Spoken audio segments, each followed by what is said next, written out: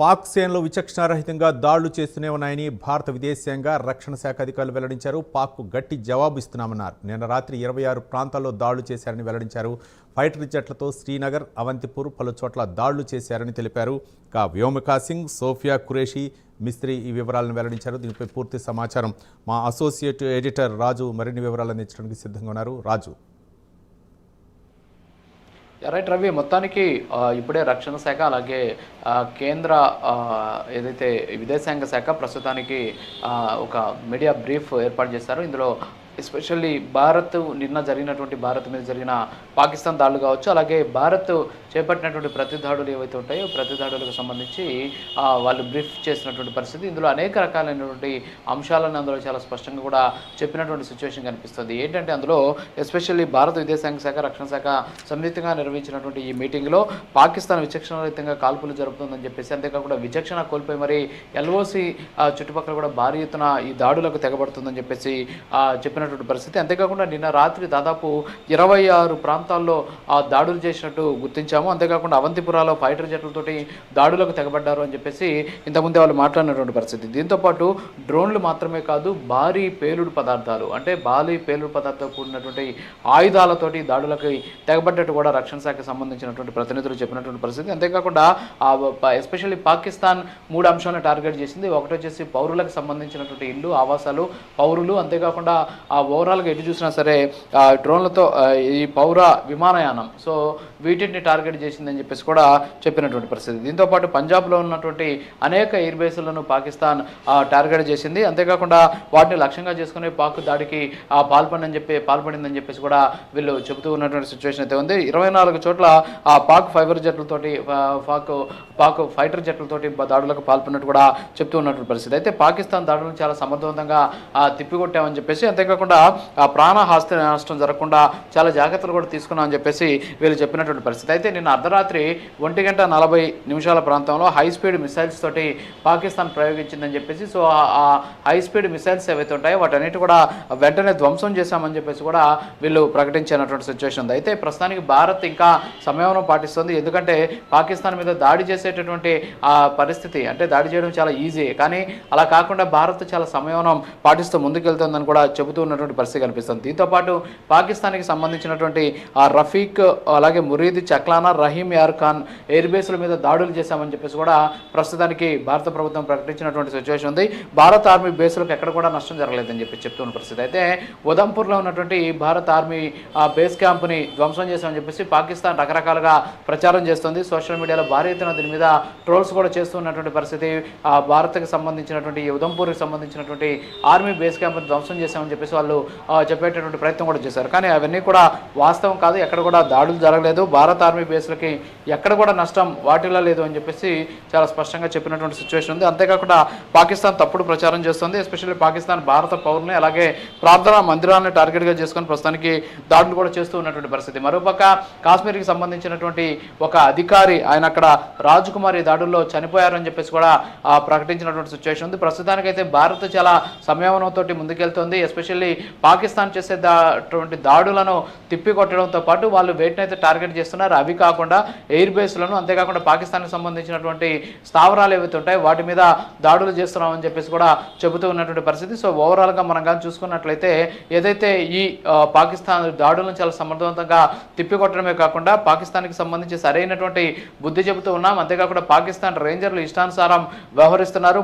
భారత్ భూభాగంలోకి వచ్చి వెళ్తూ ఉన్నటువంటి పరిస్థితి ఉంది. సో ఎట్టి పరిస్థితుల్లో కూడా వాళ్ళని టాలరేట్ చేసేటటువంటి పరిస్థితి అయితే లేదు. ఖచ్చితంగా దాడులు చేస్తామని చెప్పేసి కూడా చాలా స్పష్టంగా కూడా చెబుతూ ఉన్నటువంటి పరిస్థితి. సో ఓవరాల్గా అయితే ఈ మీడియా బ్రీఫింగ్ ద్వారా భారత్ని ఏ విధంగా పాకిస్తాన్ అటాక్ చేస్తుంది, భారత్ని ఏ విధంగా దెబ్బతీయాలని చూస్తుంది అనేది ఈరోజు జరిగినటువంటి ప్రెస్ బ్రీఫింగ్లో కూడా స్పష్టంగా తెలుస్తూ ఉన్నటువంటి సిచ్యువేషన్. సో ఓవరాల్గా మనం కానీ చూసుకున్నట్లయితే పాకిస్తాన్ చేసేటటువంటి ప్రతి దాడిని కూడా భారత్ తిప్పికొడుతూ ఉన్నటువంటి పరిస్థితి. అయితే జనావాసాలని, పౌరుల్ని టార్గెట్ చేసుకొని పాకిస్తాన్ విచక్షణరహితంగా దాడులు చేయడం చేయడం అనేది కరెక్ట్ కాదు అనేటువంటి వాదన ఈరోజు ప్రపంచవ్యాప్తంగా వినిపిస్తోంది. ఇతర దేశాలు అలాగే ప్రపంచ దేశాలన్నీ కూడా దీని మీద తీవ్ర ఆగ్రహం కూడా వ్యక్తం చేసుకున్నటువంటి పరిస్థితి. అయితే ప్రస్తుతం పాకిస్తాన్ తనకు తాను ప్రపంచంలో ఏకాకి దేశంగా మారేటటువంటి అవకాశం కనిపిస్తున్నాయి ఇలాంటి ప్రయత్నాలు చేయడం బట్టి అనేది మనకు స్పష్టంగా తెలుస్తుంది. సో ఏదైనప్పుడు కూడా ఇందాక వచ్చినటువంటి ఇంతకుముందు వచ్చినటువంటి ఏదైతే ఆ మీడియా బ్రీఫింగ్ ఏదైతే ఉందో దీంట్లో సరైనటువంటి వివరాలు అంతేకాకుండా ఎగ్జాక్ట్ రిపోర్ట్ని అక్కడ ఉన్నటువంటి ఈ విదేశాంగ శాఖ అలాగే ఈ ఏదైతే రక్షణ శాఖకు సంబంధించినటువంటి ప్రతినిధులు బయటపెట్టినటువంటి పరిస్థితి కనిపిస్తుంది. రవి రైట్ రాజు, అంటే మొత్తానికి భారత్ కూడా అంటే పాకిస్తాన్ చేస్తున్నటువంటి వ్యూహాలు ఏవైతే ఉన్నాయో వాటిన్నిటి కూడా ఎప్పటికప్పుడు తిప్పి కొడుతున్నారని చెప్పేసి సైనిక అధికారులు వెల్లడించిన అంశాన్ని చూసాం. మీరు చెప్పినట్లు పాక్ రేంజర్లు అవ్వచ్చు, లేకపోతే డ్రోన్లతోటి దాడి చేసింది. నిన్న 26 డ్రోన్లతోటి భారత్లోకి చొచ్చుకొచ్చే ప్రయత్నం చేసింది, వాటిని కూడా తిప్పికొట్టారని చెప్పి. కానీ పాక్ కవ్వింపు చర్యలను ఎప్పటికప్పుడు భారత్ తిప్పికొడుతూనే ఉంది. ఈ నేపథ్యంలో ఇప్పుడు భారత్ ముందున్నటువంటి లక్ష్యం ఏంటంటే ఎనికి వచ్చే పరిస్థితి లేదు, పాక్ని అమీ తేల్చుకునే పరిస్థితులు అయితే మన ముందున్నటువంటి ప్రస్తుత అంశం అనుకోవచ్చా రాజు? ఖచ్చితంగా, ఎందుకంటే ఇప్పుడు ప్రస్తుతం మనం చూస్తూ ఉన్నటువంటి సిచ్యువేషన్ ఏదైతే ఉందో అంటే పాకిస్తాన్ ఎస్పెషల్లీ భారత్ని కవ్వింపు చర్యలు అనేది పక్కన పెడితే దాడులకు తెగబడుతుంది. అది కూడా ఎలాంటి దాడులకి, విచక్షణారహితంగా దాడులకి, అంటే ఒక ఉన్మాదులు ఏ విధంగా అయితే దాడులు చేస్తారో అలా దాడులు చేస్తుంది. అంటే దానికి ఒక పద్ధతి పాడు, అంతేకాకుండా కొన్ని నిబంధనలు, రూల్స్ ఇవన్నీ కూడా పక్కన పెట్టేసి అన్నీ కూడా వైలేట్ చేస్తూ భారీ ఎత్తున దాడులకి తెగబడుతూ ఉన్నటువంటి పరిస్థితి. సో ఇలా దాడులకు తెగబడుతూ ఉన్నటువంటి నేపథ్యంలో ఒకటే ఇక్కడ మనం చెప్పాల్సినటువంటి అంశం ఏంటి అంటే పాకిస్తాన్ ఈ స్థాయిలో దాడులకు తెగబడుతూ ఉన్న నేపథ్యంలో భారత్ చాలా గట్టిగా బుద్ధి చెబుతూ ఉన్నటువంటి సిచ్యువేషన్ కనిపిస్తుంది. ఈ బుద్ధి చెప్పేటటువంటి ప్రయత్నంలో భాగంగా పాకిస్తాన్కి సంబంధించినటువంటి అనేక ఫైటర్ జెట్స్ను కూడా కూల్చేశారు, మిసైల్స్ను కూడా కూల్చేశారు, అలాగే డ్రోన్స్ను కూడా కూల్చేసినటువంటి పరిస్థితి ఉంది. సో ఇదే అంశాన్ని ఇంతకుముందు మాట్లాడినటువంటి రక్షణ శాఖ అలాగే విదేశాంగ శాఖకు సంబంధించినటువంటి ప్రతినిధులు అదే విషయాన్ని కూడా బయటపెట్టినటువంటి సిచ్యువేషన్. సో ఓవరాల్గా చూస్తే పాకిస్తాన్ చేస్తున్నటువంటి దాడులన్నింటినీ కూడా తిప్పి కొట్టడంలో ఖచ్చితంగా మేము ముందంజలో ఉన్నామని చెప్పేసి చాలా సగర్వంగా భారత్ ఆర్మీ అయితే ప్రకటించడం నిజంగా హ్యాట్సప్ అని చెప్పుకోవచ్చు. ఎందుకంటే ఆ రాత్రి వేళ ఎస్పెషల్లీ చీకటపడితే పాకిస్తాన్కి పిచ్చిపడుతూ ఉన్నటువంటి పరిస్థితి. సో చీకటపడిన వెంటనే భారత్ మీదకి దాడులకు తెగబడుతూ ఉన్నటువంటి పరిస్థితులు మనం చూస్తున్నాం. సో వెంటనే ఆ రాత్రి వేళలో దేశాన్ని కాపాడడం కోసం, కంటికి రెపలా కాపాడడం కోసం ఈరోజు ఆర్మీ అంతా కూడా అంటే త్రివిధ దళాలన్నీ కూడా కంటి మీద కురుకు లేకుండా ప్రయత్నాలు చేస్తున్న పరిస్థితి. సో వాళ్ళందరూ కూడా మనం హ్యాట్సప్ చెప్పాల్సింది. ఎందుకంటే పాకిస్తాన్ దొంగ బుద్ధితోటి, వక్ర బుద్ధితోటి, దొంగచాటుగా భారత్ మీద దాడులు చేయడం, అంతేకాకుండా చెప్పింది ఒకటి చేసేది ఒకటి. అంటే ఇందాకే మనం కూడా చూసాం అనమాట. అంటే ఎయిర్ స్పేస్ని క్లోజ్ చేశామని చెప్పేసి చెప్పినప్పటికీ కూడా ఎయిర్ స్పేస్ని ఎక్కడ కూడా క్లోజ్ చేయనటువంటి పరిస్థితి, విమానాల రాకపోకలు కూడా ఇంకా జరుగుతూ ఉన్న పరిస్థితి. క్వాంటమ్ ఓపెన్ చేశాము, దాన్ని ప్రకటించామని కూడా చెప్పారు. అయితే అది కూడా ఎక్కడ ఓపెన్లో ఉన్నటువంటి సిచ్యువేషన్ లేదు. సో ఈ విధంగా పాకిస్తాన్ రకరకాలైనటువంటి దొంగ బుద్ధులతోటి ముందుకెళ్తూ ఉన్నటువంటి సిచ్యువేషన్ కనిపిస్తుంది. రవి రైట్ రాజు, అంటే ఒక పక్క యుద్ధంలో సైనికులు వీర పోరాటం కొనసాగిస్తున్నారు, మరో పక్క దేశ పౌరులు కూడా అప్రమత్తం చేస్తున్నారు. ఒక పక్క ప్రధాని నరేంద్ర మోదీ, మరో పక్క రక్షణ శాఖ మంత్రి రాజ్నాథ్ సింగ్, హోంమంత్రి అమిత్ షాలు కూడా వరుసగా సమావేశాలు నిర్వహిస్తున్నారు. ముఖ్యంగా టెరిటోరియల్ ఆర్మీని కూడా సిద్ధం చేసే ప్రయత్నంలో ఉన్నారు. ఒక పక్క ఎవరైతే రిటైర్డ్ ఆఫీసర్లు ఉన్నారో, సైన్యంలో సేవలు అందించినారో వాళ్ళ సేవలు కూడా ఉపయోగించుకోవాలనే ఉద్దేశంతో ఉన్నారు. మరిపొక్క సున్నితమైనటువంటి ప్రాంతాలను అప్రమత్తం చేస్తున్నారు. ముఖ్యంగా ఎయిర్పోర్ట్లు అవ్వచ్చు, ఇట్లాంటి వాటన్నిటి కూడా గట్టి భద్రతను ఏర్పాటు చేస్తున్నటువంటి తరుణంలో ముఖ్యంగా పౌరులకి అంటే ఎలాంటి సూచనలు, అలాగే దేశ ప్రజలు ఏ విధంగా అప్రమత్తం ఉండాలంటారు రాజు? ఖచ్చితంగా, ఎందుకంటే ఇప్పుడు భారత్కు సంబంధించి ఉన్నటువంటి అన్ని అవకాశాలు కూడా వినియోగించుకోవాల్సినటువంటి అవసరం ఉంది. నిన్న కూడా టెరిటోరియల్ రూల్స్లో కొన్ని మార్పులు కూడా చేర్చారు. అంతేకాకుండా మీరు ఇందాక అన్నట్టు టెరిటోరియల్ ఆర్మీని కూడా రంగంలోకి తీసుకునేందుకు అవసరమైనటువంటి చర్యలు తీసుకోవడంతో కాకుండా ఎవరైతే ఈ డిఫెన్స్ స్టాఫ్కి సంబంధించిన ఆఫీసర్లు ఉన్నారో ఆయన అంటే త్రివిధ దళాలకు సంబంధించినటువంటి ఆర్మీ చీఫ్ ఎవరైతే ఉన్నారో ఆయనకి ద్వివేది అంటాం. సో ఆయనకి అన్ని అధికారాలు కూడా కట్టబెట్టినటువంటి పరిస్థితి. ఏంటంటే ఈ టెరిటోరియల్ ఆర్మీని బయట తీసుకురావడం కావచ్చు, అంతేకాకుండా వినియోగించడం కావచ్చు, వెనక్కి పిలిపించేటటువంటి అధికారాలన్నీ కూడా ఆయనకి ఇచ్చారు. అంతేకాకుండా నిన్న భారత ప్రధాని మాజీ ఈ ఆర్మీకి సంబంధించినటువంటి అధికారులు కావచ్చు, అంతేకాకుండా సిబ్బంది ఎవరైతే ఉంటారో వాళ్ళతోటి భేటీ కూడా అయినటువంటి పరిస్థితి. ఈ సందర్భంగా వాళ్ళకి కూడా కొన్ని సూచనలు చేశారు. అవసరమైతే ఎంతమంది అందుబాటులో ఉంటే వాళ్ళని కూడా తీసుకునేందుకు అవసరమైన చర్యలు కూడా తీసుకుంటున్న పరిస్థితి. దీంతోపాటు పౌరులు కూడా అంటే 18 సంవత్సరాల నుంచి 42 సంవత్సరాల మధ్య ఉన్నటువంటి పౌరులు ఇందులో అంటే టెరిటోరియల్ ఆర్మీలో దరఖాస్తు చేసుకోవచ్చు. సో వాళ్ళకి శారీరక దారుఢ్యం ఉండాలి, అంతేకాకుండా దృఢత్వం ఉండాలి.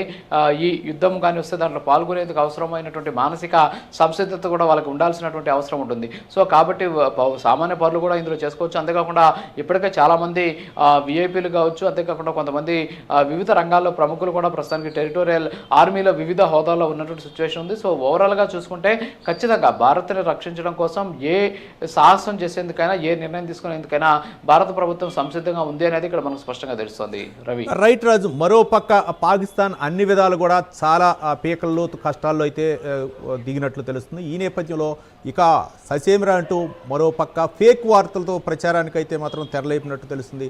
ఈ ఫేక్ వార్తల కట్టడికి తీసుకుంటున్న చర్యలు ఉన్నాయనుకోవచ్చు.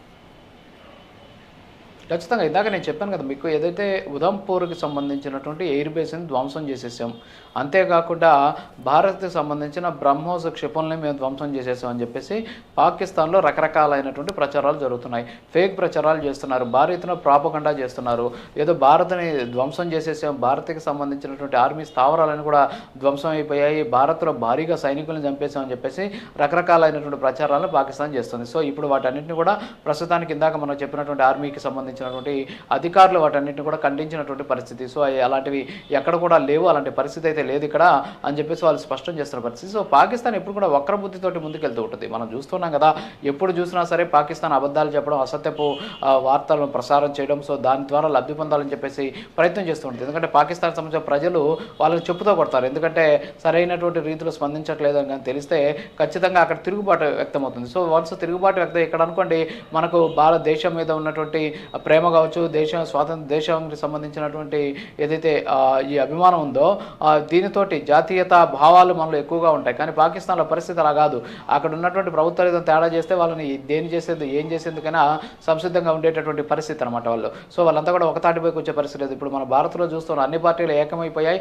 ఇప్పుడు మనం ఉగ్రవాదం మీద పోరు చేస్తున్నాం, పాకిస్తాన్ శత్రుదేశం మీద మనం పోరు చేస్తున్నాం. కానీ పాకిస్తాన్లో పరిస్థితి అలా కాదు. ఇప్పుడే ఆల్రెడీ అక్కడ ప్రచన్న యుద్ధం వచ్చేసింది, అంతర్గత కుమ్ములాటలతోటి వాళ్ళు కొట్టుకుంటూ ఉన్నటువంటి సిచ్యువేషన్. సో ఏదైనప్పటికీ కూడా పాకిస్తాన్కి అయితే అలాంటి సిచ్యువేషన్ అయితే లేదు. ప్రస్తుతానికి మాత్రం పాకిస్తాన్ ఎన్ని కుయుక్తులు పన్నుతున్నా సరే భారత్ వాటన్నిటిని కూడా నిలువరిస్తూ ఉన్నట్లు సిచ్యువేషన్ కనిపిస్తుంది. రవి, రైట్ రాజు. అంటే పాకిస్తాన్ అయితే అన్ని విధాలా కూడా నష్టపోయింది. ఒక పక్క ఆ మేకపోతు గాంభీర్యాన్ని ప్రదర్శిస్తుంది అనుకోవచ్చు. అక్కడ ఉన్నటువంటి పౌరులు అంటే భారత్పై యుద్ధం చేయలేదు అంటే అక్కడ పాక్లో తీవ్ర వ్యతిరేకత వచ్చే నేపథ్యంలో వాళ్ళ యొక్క రాజకీయ అవసరాల కోసమే ఈ యొక్క యుద్ధంలోకి అంటే ముఖ్యంగా ఈ దాడులు చేస్తున్నాయి అనుకోవచ్చా?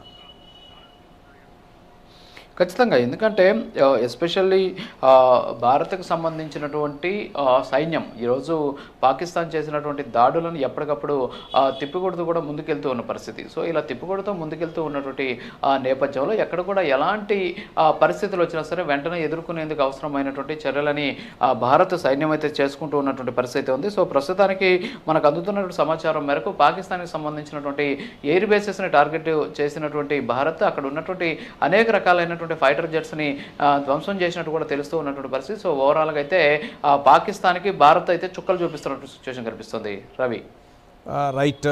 Thank you Raju.